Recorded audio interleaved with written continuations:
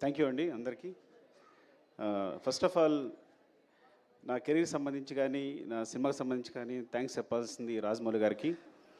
Because Pushpa 1 హిందీలో release చేయాలని పట్టుబట్టింది ఆయనే. నాకు ఫోన్ చేసి, బన్నీకి ఫోన్ చేసి, నెక్స్ట్ ప్రొడ్యూసర్స్ ఫోన్ చేసి, మీ మధ్యలో ఒక 2 సాంగ్స్ రిలీజ్ చేస్తున్నారా వద్దనుకున్నాం, ఆయన పట్టుబట్టి కావాలి చేయాలని ఆ ఇనిషియేషన్ తీసుకుంది ఆయనే. సో రాజమౌళి గారు, Rajamouli sir, thank you so much. Love you love you love you for this. ఈ రోజున ఇక్కడ నిలబడ్డాను అంటే డెఫినెట్గా అది కారణం మీరే.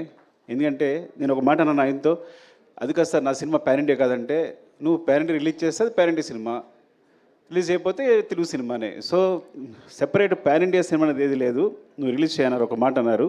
అంతమించి ధైర్యం లేదు నాకు యాక్చువల్గా. అండ్ అందరికీ ఇప్పుడు మళ్ళీ మా గ్యాంగ్ అందరినీ పిలిచి థ్యాంక్స్ చెప్పాలనుకున్నా, బికాజ్ ఇది లాంగ్ జర్నీ. కానీ మా రవి గారు మళ్ళీ టైం ఇవ్వట్లేదు నాకు, ఇంకోసారి చెప్దాం అనుకున్నారు. అందరిని పిలిచాను నేను వీళ్ళందరినీ కూడా. అండ్ అదే నేను ఫస్ట్ ఆఫ్ ఆల్ ఎలా ఫీల్ అవుతానంటే, సినిమా సంబంధించి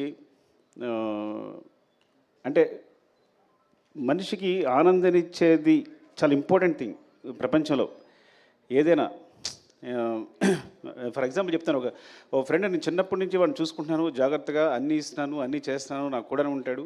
కానీ చిరంజీవి గారు తీసుకెళ్ళి ఒక ఫోటో తీసుకున్నప్పుడు వాడు ఏడ్చాడు. వాడు ఆనందం మామూలుగా లేదు.